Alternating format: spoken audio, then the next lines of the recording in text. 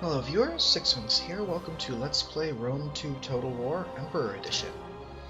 So I had a little hiccup with my Armenia campaign. I recorded a couple videos and then went to upload them and I couldn't get into my hard drive.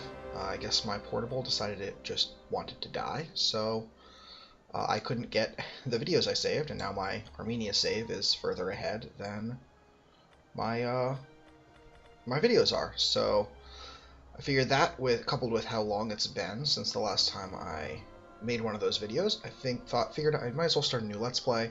I'm not going to be getting Attila for quite a while, but I've been getting back a little bit into Rome too, so I figured I would go ahead and bring you a Pontus Let's Play, since I was very happy they gave them blue. And I think their new color is actually very, very nice. So, let's first I'm going to do a kind of an episode 0 faction overview sort of campaign. And first I'll go over the units they get and kind of when they get them, campaign-wise, and then I'll should kind of talk about the starting position, and then the next video will be the first one of gameplay. In case anyone is wondering, I'm going to be playing on hard with normal battle settings, so hard campaign, normal battle, and I'm also going to be using a few mods. The first mod that I'm going to be using is Sebidee's All Factions Auxilia mod, so that all factions, and not just the Romans, can get Auxilia units, and those are going to build from their own Auxilia barracks and use the Roman Auxilia recruitment map. The next is Dresden's 4-turn per year mod. And the last, I think it's Magic Cube? Something like that. Sorry, I'm spacing on your name right now. But the last is that increased AI spotting distance mod, which should make them a little bit less derpy on the battlefield. And just act in a kind of more intelligent way overall. I'll post all of those in the description, so you guys can check those out if they look interesting. But again, I am going to be playing as Pontus, and I'll kind of hop over the units. So the units they kind of start with are terrible. We get Eastern Spearmen. Who's excited about Eastern Spearmen? No one. Ever. They're bad. We're going to want to get past Eastern Spearmen, past Hillmen, as quick as possible. Now, fortunately, these come from a muster field. We have hoplites on our roster, come from a muster field as well, so we can ignore the Hillmen in favor of hoplites. But really, I'd prefer to go straight to pikes. The AI is not very good against pikes. So if we go levy pikes from a muster field, and then we'll pick up our... excuse me. Oh, sorry, you start with slingers. Archers. Also the muster field? No. No, Perioikos camp. That's what I thought. We'll go after archers from the Perioikos camp, and that'll kind of unlock this chain, minus the slingers, and I believe the javelin men we also start with the ability to recruit, or we'll get very quickly from the muster field. The peltists, I believe, also come from the Perioikos camp, and these guys are awesome. They are pretty heavy. They've got the same kind of missile stats as the Eastern javelin men, but they're much heavier units, and they come with precision shot. So we're going to use these guys to dice up enemy units as they approach our pike line. These are going to come late, and if what I'm reading is correct, Cappadocian Cav, which has been added as a regular unit, actually comes from the level 2 hoplite barracks, or Helicideros barracks, excuse me, while the Noble Blood we still have to wait until the level 3 hoplite barracks. I don't know why that is. I wonder if it's an oversight in there. I haven't actually given them a spin on the campaign map since Emperor Edition. Chariots I've played around with a little bit in multiplayer. They seem to handle a little poorly now. They're still very, very deadly. They're still very vulnerable to javelins. But they seem to handle a little wonky. And then, of course, we got our missile cav, the horse skirmishers. Only got one really worthwhile unit campaign-wise, as far as melee goes, and that's the Pontic swords, which we get from the Helicideros barracks. So, it's... all in all, I really like Pontus as a faction. We've got really...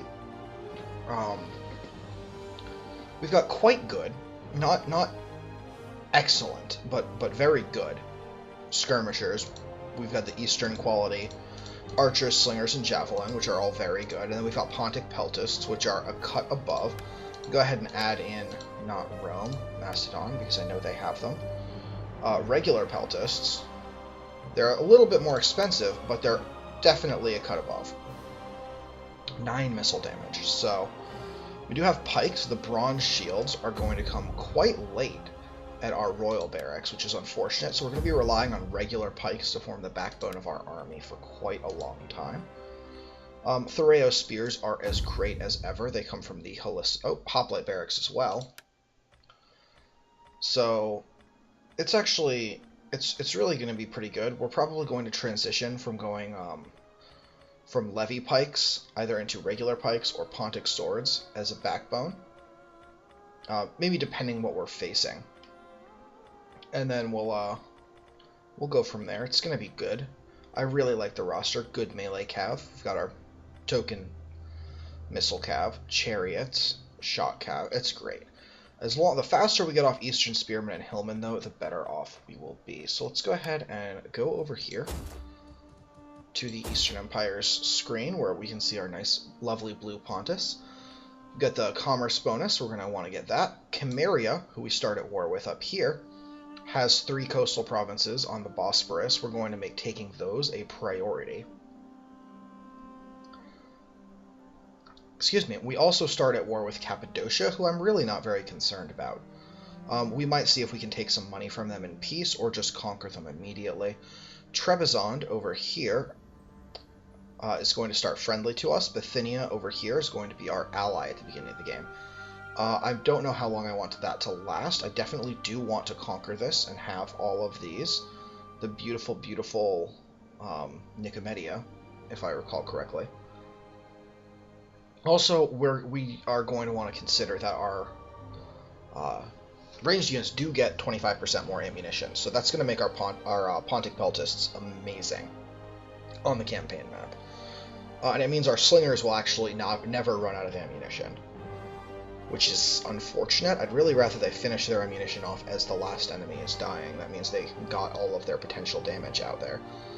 So, game difficulty again is on hard. Philhellenes is our first bonus. The Greeks are going to like us a bit more, which is nice, because the Persians, all Eastern factions, are going to hate our guts, which kind of shoehorns us into conquering East, and it makes me a little bit sad. I'd like to somehow set up a kind of buffer state in the East so I can play around across the Mediterranean and West. I'd really like to play with the Navy a bit more. And then take advantage of this plus 10% morale against barbarians, which I believe includes everyone who's not Eastern, Hellenic, Roman, Phoenician.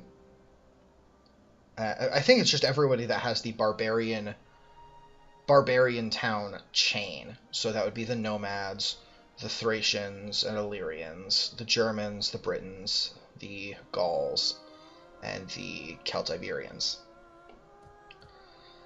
So that's pretty much Pontus in a nutshell. They've got a little interesting start. They start out producing wood. I believe it's Sinope. And forgive me for the mispronunciations. It's going to be a lot of that.